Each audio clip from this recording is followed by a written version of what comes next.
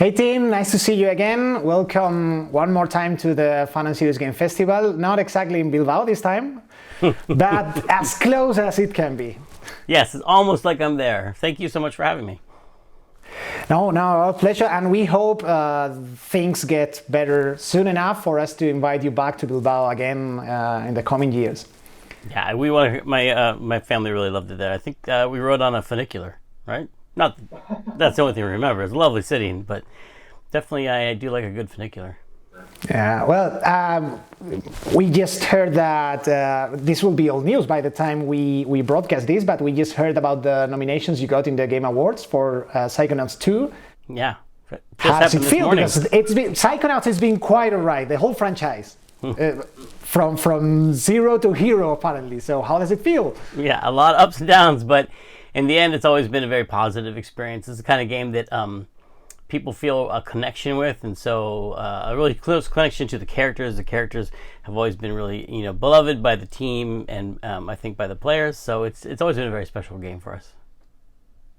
I was telling you guys off microphone that I've been playing the game for the last days, and I've been surprised at how big it is. I wasn't expecting it to be to have that many characters, so interesting, that much of a story, to be so cinematic, to look so good, to be so much fun. Why weren't you expecting that? Of course. So yeah, but I mean, I was expecting something more like the first game, in the same dimension, so to speak. What made it possible for you to make for the game to grow and for you to make that kind of game? Well, it was a big game, and I think it was just that we had a lot of story to tell. We wanted to tell both about the Psychonauts and their history and about Raz's family. So it was almost like twice as much lore and story to delve into. We also had, we were using Unreal, so we had an engine. We weren't starting from complete scratch with the engine, although we still had to do a lot of work to make it all the special things that Psychonauts requires. And in the end, we had a support from Xbox Game Studios, which helped us fund and finish the game to a really great level of polish and a level of completeness, which made it feel that full and rich. And the team just really threw themselves into it and made a really deep, rich environment. The game has a very strong foundation in mental health. It discusses a lot of mental health issues and how we approach and how we understand mental health. Do you think that, with mental health being so much in the forefront in these last months and years, that is making it resonate more with the players? I think it was a natural sign of the times, if you will. We were already making this game, and the game is definitely a natural fit to discuss mental health because you're inside someone's mind. You're kind of like a little a doctor or a therapist, unofficial, amateur therapist inside someone's mind. And I think the way we just all felt while we were making the game, came through, and what we were all going through as a world, going through this pandemic and going through quarantine. I think the issues just felt really, really relevant. I think they're always relevant, but I think they were especially relevant this year. Has all that happened in the last couple of years in the world somehow changed course for you when doing the game, or sort of the other side, like make you feel more confident on what you were doing? Well, I think we were always going to make this game, the way we made it. I think there's a lot more. I think as you get older, you just get a lot more empathetic because you meet more people and you just learn more about what people are going through in the world and the variety of lives people have. And so, but I think with the Psychonauts games, the empathy is built into the gameplay mechanic. You have to see the world through other people's eyes to play the game. And I think that changing, things in the world, the biggest thing that just changed for us was that people, I feel like are treating each other with more empathy in some ways. Not, of course, worldwide everywhere, but I mean, I think in the when we talk about mental health, that people bring up issues with more of an emphasis on empathy and thinking about what other people might be going through rather than just their own personal experience. Mm-hmm. You have mentioned your new relationship with Xbox Game Studios. And I've read you saying in some interviews, I think it was last summer, stating that Microsoft did keep their end of the bargain. At the same time, I guess that giving away your company is a bit like giving away your child or something. How does it feel now? It's that contradictory yet, or now you feel more secure in your decision? Well, we did a lot of research. We weren't looking to get acquired, and when it was first brought up, I was very, a little hesitant. But I knew a lot of the people who ran the studios that had already joined Xbox, like In Exile and Obsidian and Ninja Theory. I could talk to those people directly and ask them, are they, do they mean what they say when they say they're going to let you keep your culture and let you maintain creative integrity? And they all said, yeah, that's exactly what the new way of doing things there. And so I did my research and I felt comfortable before we made the deal, and they have lived up to that. No one has come, down and told us what Raz needs to say or how the game should be, other than just like what we can do, what can we do to help. And what they did was, they introduced us to people like takethis.org and other organizations that could test the game and check it for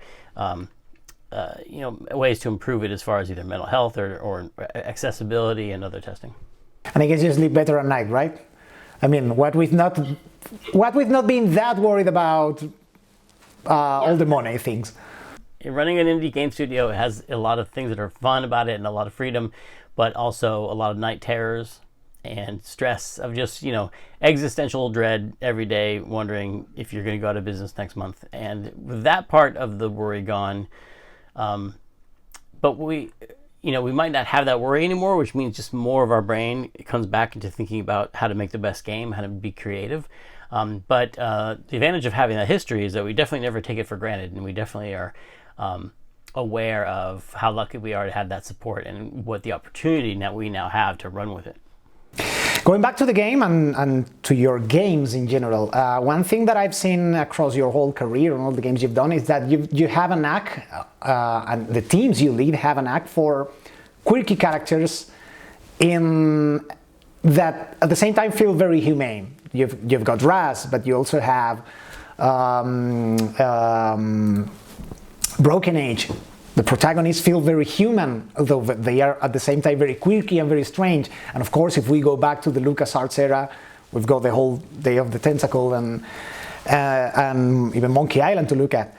Is that something you do sort of on purpose, or just happens when you're writing a story or writing a character? Well, I think, when I was studying creative writing, the thing that I was taught was the value of specificity in a word, just being very specific. So, thinking of a character, the way to make the character feel real to the audience is to think through all of their, their history and all their answering questions about their personality. Like, what do they feel about? What are their political views? What are their, social views? What are they, what were their parents like? I think about all these elements for all the characters, so that when they open their mouths to talk, they're coming from a point of view. They have one point of view instead of representing a stereotype or some archetype or just some function. Like, oh, it's a guard. He guards the door. That's all he cares about. It's like thinking about where that guard was born. Was he rich or poor? Is he religious? Like all these questions that come up that just may not matter to the player that much, but they at least make that character one specific thing with one specific point of view, which I think makes him human. What's your favorite character from your horror career?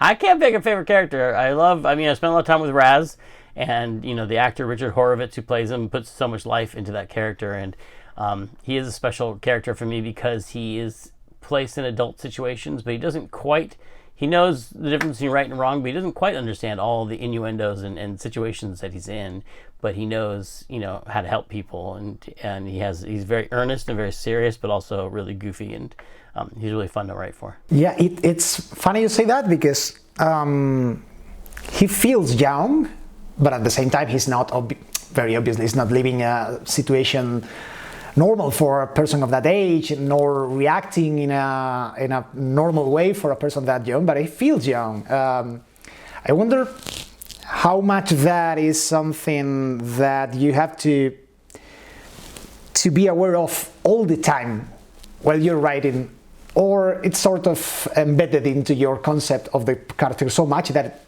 again, it feels natural when you're writing.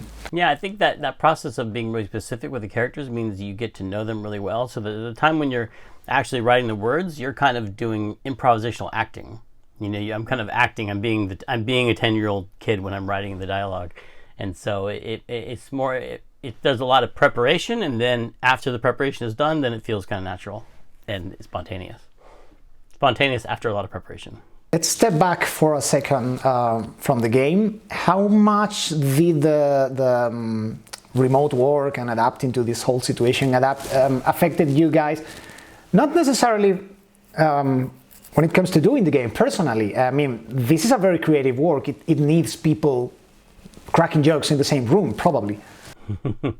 Well, we had time together for half the project, and then we had time apart, and I think the team was really dedicated to finding ways to stay connected. So whether it's just socially, having parties on Zoom, or finding ways to share ideas, we found a way. We found a way to be together and ship a game from quarantine that I don't think suffered too much from it. I think it was hard for people in different ways. Some people got really lonely, and some people were in crowded houses with young children. And we all know, like what everyone went through with quarantine. So we had all those same situations. But we're really lucky that we work in an art form, in an industry where we can work pretty much almost as well as home as we can together. But I think there is no replacement for being in the room together with people. That's for sure. Are you still back to normal? Are you already back to normal in the office, or still going? No, we're still working at home, and I go in 2 days a week, and some of the team goes in a couple days a week.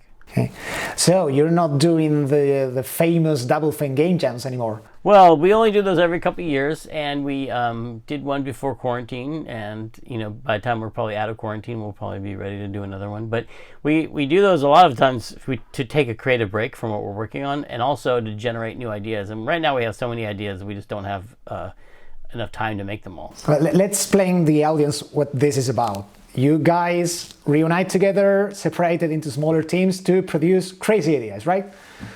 Yeah, we did this since like 2007. It was called Amnesia Fortnight, before the game Fortnite stole that name. But meaning forgot what we worked on for 2 weeks, and we split the whole team into small teams, and each team just had to make a game in 2 weeks. And it was mostly meant as a creative break to let people try to do new things. And it ended up creating the ideas for Stacking and Costume Quest and Iron Brigade and Once Upon a Monster and Middle Manager of Justice and a lot of some other games too.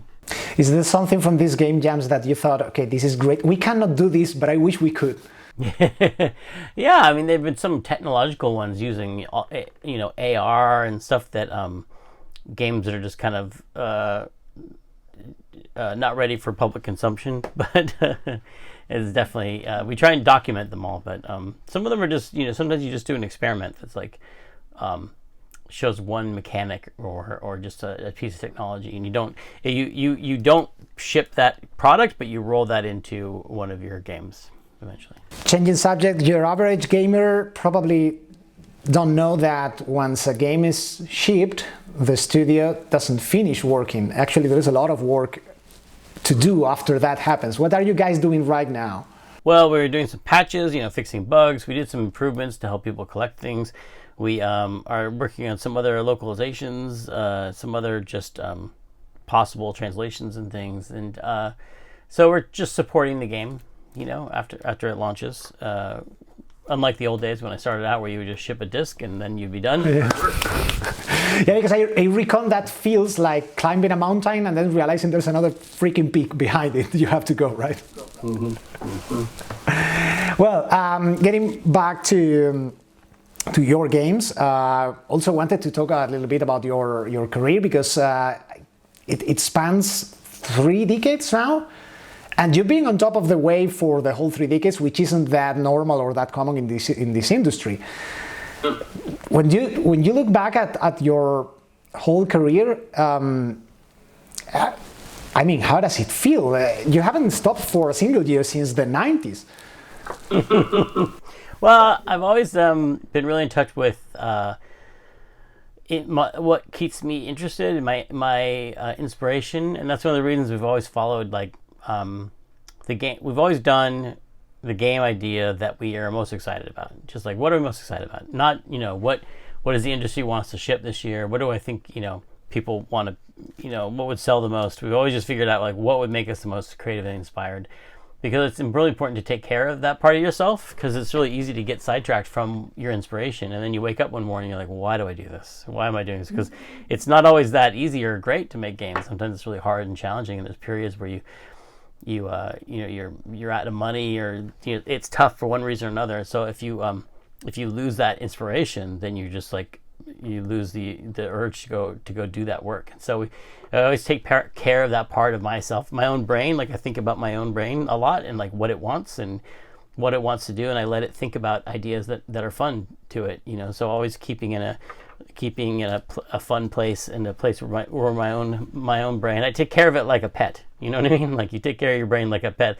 You let it run off into the bushes if it wants to, and then you pull it back, and you take care of it, and you make sure that it's always healthy and taking in alive, at least, a right? good diet of ideas. Yeah.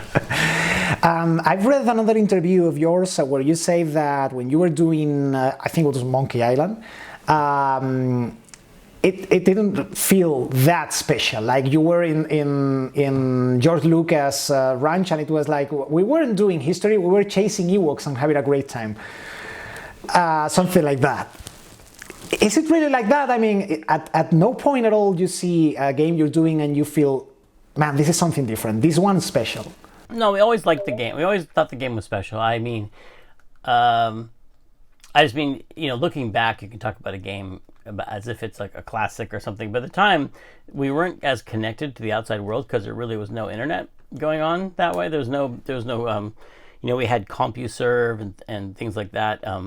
But we weren't in contact with the public so much, so you would just get a magazine review like months after you ship to find out, and so we were mostly just making that game, it felt like, for ourselves. Like I felt like I was trying to make Ron Gilbert laugh and Dave Grossman. I was trying to make them all laugh with my writing. Like you're trying to make the people in the room with you laugh. And I feel like that kind of shows when you play Monkey Island. It seems like a group of people who are trying to make each other laugh and have fun, in a small scope, personal way.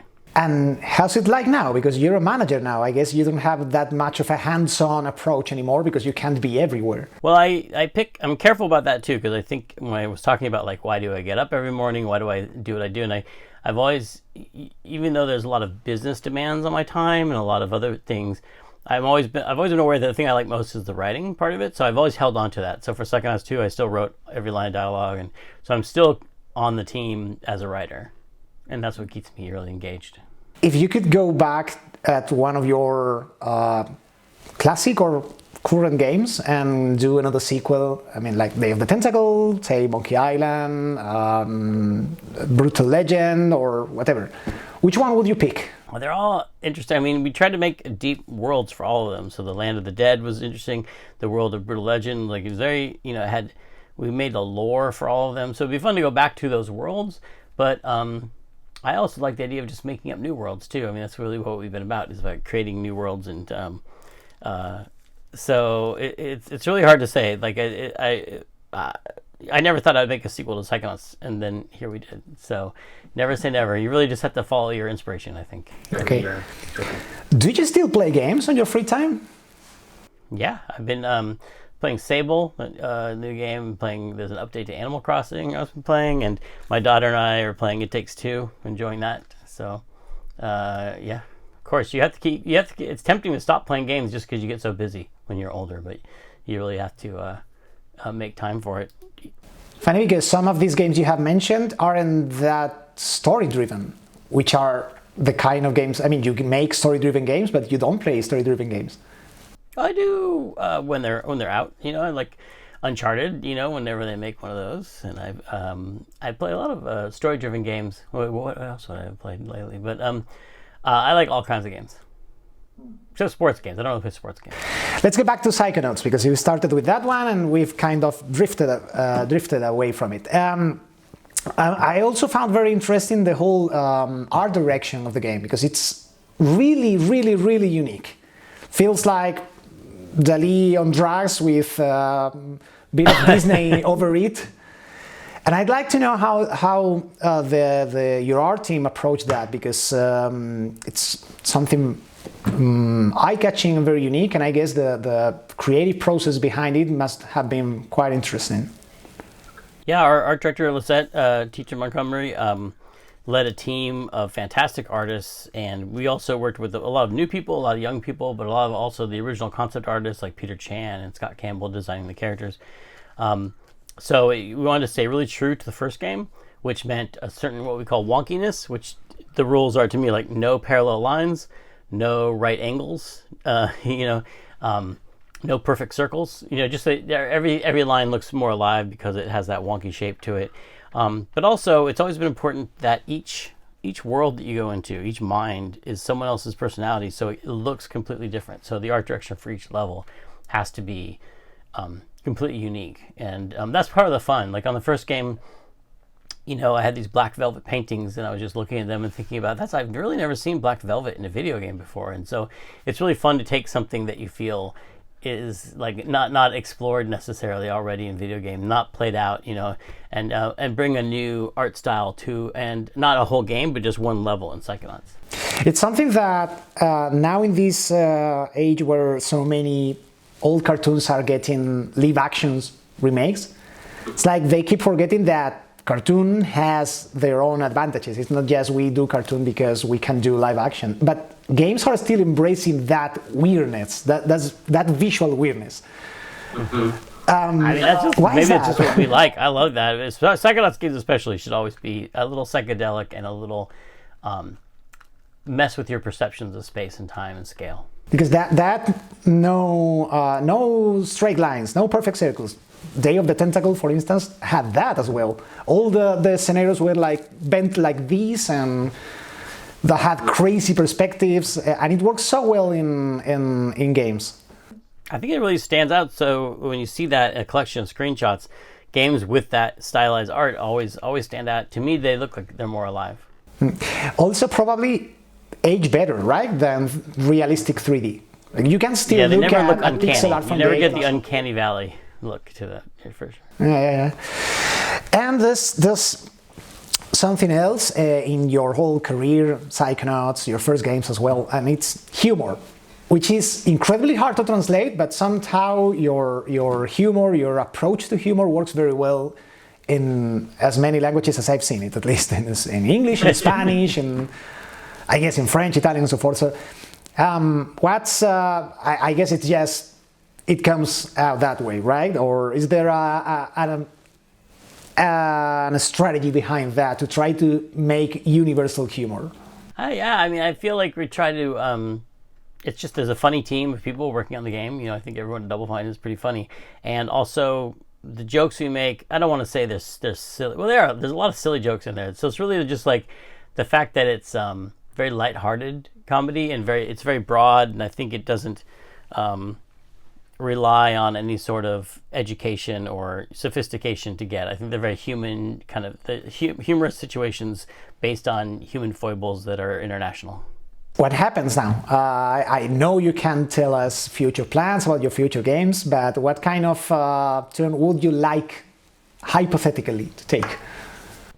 Well, now we can do anything. Now we have support, and we've got a mandate to make creative products and just make good games. And so we don't need to think about what can we get signed with a publisher. We don't need to think about that. We just need to think about what would we make if we weren't afraid of going out of business next week. What would we really put our art? So we're exploring a lot of different ideas, but it's definitely something new. We've done a lot of older genres, and we've done a lot of remasters, and we've done a sequel now. So I think the next thing we want to do is something completely new and different. Completely new. I was about to ask, what's something that you've been wanting to do for your whole career but couldn't yet? Secrets. I can't blow any secrets. We'll see. Okay. I've been very lucky in that everything I've wanted to do, I mostly have just done. So. And now in this situation, you say you're on and off the office? Yeah, we're like, I go back to the office 2 times a week. Do you think the team will be back to normal anytime soon? This whole thing looks like, or feels like, going on forever. Well, I don't think anything will go back exactly the same. I think it's taught us a lot about what's possible, because we've always had some remote workers, but they're always kind of a secondary thought. There's the people in the office and then the remote workers, and I think we're going to a much more hybrid situation where some people are in the office and some people are not, and that's normal.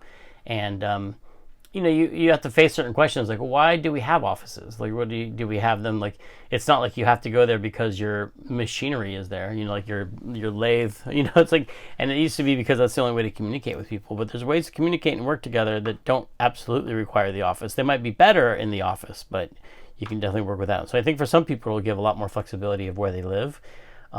And it won't go back to exactly the same, but I think it will drift back into everybody who wants to go back to the office will eventually be able to. I'm also seeing across the industry a new interest in hiring people out of the industry zone of comfort, so to speak. Now with remote work, I can suddenly hire an artist from Nigeria and a writer from India and whatever. Is that something that feels appealing, bringing people from super different backgrounds together more than ever? I mean, yeah, it'd be a great way to bring new voices to the games industry, which I think is really important.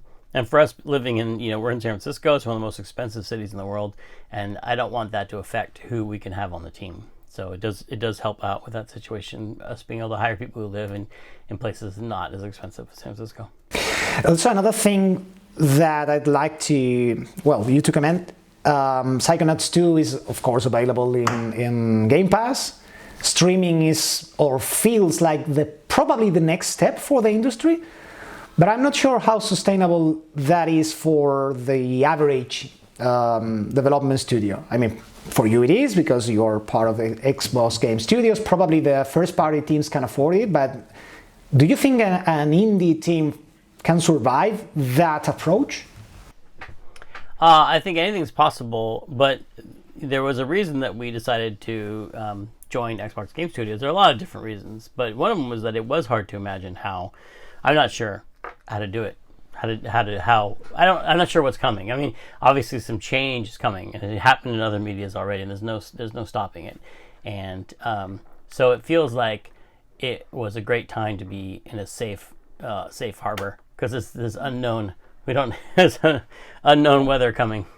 So probably there's going to be some centralization around the platforms. Maybe, who knows? I mean, with all these, a lot of these digital distribution systems have actually provided more variety and more opportunities for indies. So I think it won't necessarily people. I made that sound really ominous, but I don't necessarily think it's bad for indies. I think it actually could provide a great new way. I just don't know. There are some streaming services that have ended up funding and creating a lot of new original content, which is great. And there's some streaming services that are famous for not paying the artists at all, and so I think you just have to make sure you're part of the former and not the latter. Mm-hmm. But do you think that pure streaming, will really get a foothold in the industry? Because you have the right internet connection for that in America, probably in Western Europe, but and Japan and Korea probably, but not that much in other places in the world. So it might be a bit Western-centric, this point of view that streaming is the next big thing. Well, I'm not as involved with the streaming, but I think every time I've counted something out because the technology wasn't there yet, it's always I've been proven wrong, because technology always catches up and becomes more and more available and reaches more and more people. And I think a lot of those places you're talking about are actually more accessible via mobile and phones than they are in the West. And I think it is actually a way to get to more of those parts of the world, assuming that the connection speed and stuff improves, which I think it always will. I'm running out of time, but I want to ask you one or two or three things that you want people to check and see in Psychonauts 2. The kind of thing that you put in the game and that not everyone will going to notice. Is there something like that? Well, I was really happy with, one of the things I wanted in the first game that we couldn't do that we did in the second game was an after game state. You finish the whole campaign. When you finish the whole campaign in Psychonauts, the credits roll and it's over. But in Psychonauts 2, you can walk around and you can explore you can do more quests, you can talk to people, and we tried to write something for everyone. All the characters are doing something fun in the post-game state. So I hope people, after they finish the game, will wander around some more and keep playing and talk to everybody and find out all the secrets there. So, I ran out of time. Thank you very much for your time, Tim. It's always a pleasure talking with you. Met you in the festival a few years ago, and I really, really, really hope I have the opportunity to meet you again in Bilbao in, a year or two, or who knows, at this point. I'll come back anytime. It's always lovely there. We love coming back. And Thanks best for of having luck in this year's awards for the game, both Thank in our you. awards and the game awards and all the awards that's going to happen over the world. And best of luck for you and the whole team, Double Fine. Thank you very much for being Great. here. Thank you very much. Bye, everybody. Bye bye.